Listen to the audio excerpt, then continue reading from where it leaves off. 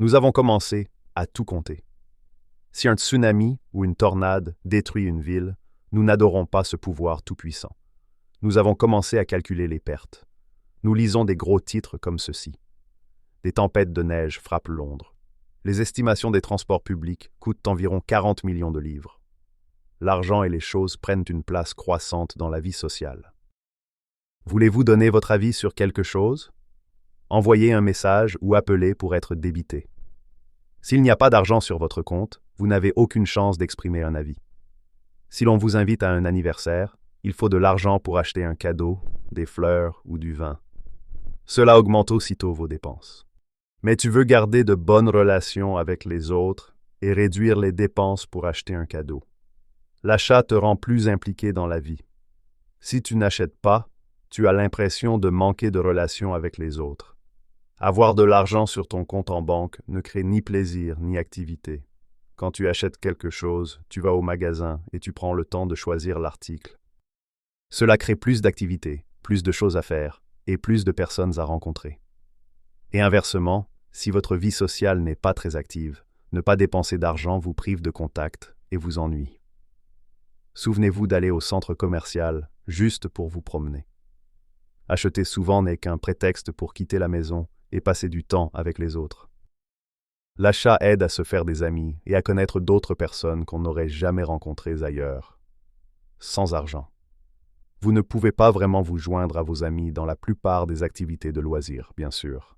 Plus l'argent a commencé à s'immiscer dans la vie des gens, plus ils s'en inquiétaient. Plus on veut faire des choses, plus il faut de l'argent. Le fait de ne pas avoir d'argent signifie en effet limiter les activités. Sans argent, pas d'essence.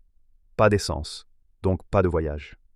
Il y a quelques centaines d'années, les gens s'intéressaient principalement à des questions philosophiques et religieuses. Qui suis-je? Quel est mon but sur cette terre? Qu'est-ce que Dieu? Qu'est-ce qui est le plus important dans la vie? Comment atteindre le paradis? Et ainsi de suite. Aujourd'hui même, une seule question prévaut.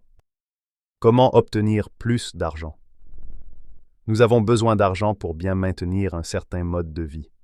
Les normes deviennent de plus en plus élevées au fil des jours.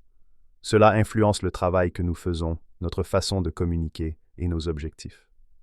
Dans les civilisations les plus anciennes, les membres d'une société travaillaient ensemble.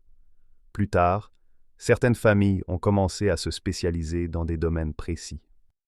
Si vous étiez né dans une famille de cordonniers, votre métier futur était clairement établi dès le tout premier jour.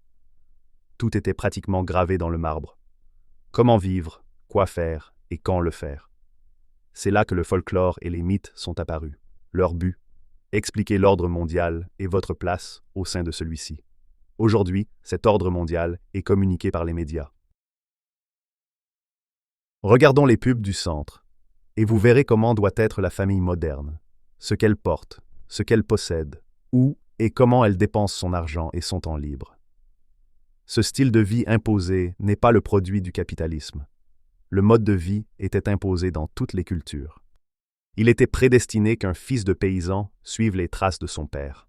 Aujourd'hui, nous avons le choix d'être ce que nous voulons et de mener les vies que nous souhaitons. Néanmoins, depuis des milliers d'années, certains standards de vie ont été créés et continuent d'être créés.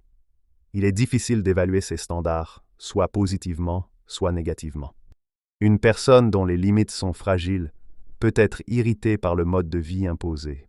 En revanche, lorsque quelqu'un répond à une norme, il se sent alors beaucoup plus à l'aise dans la société. Se percevoir comme faisant partie de la société plutôt que comme une entité distincte réduit les tensions. Car je suis vraiment aussi bon que tout le monde. Cela est démontré par des recherches économiques.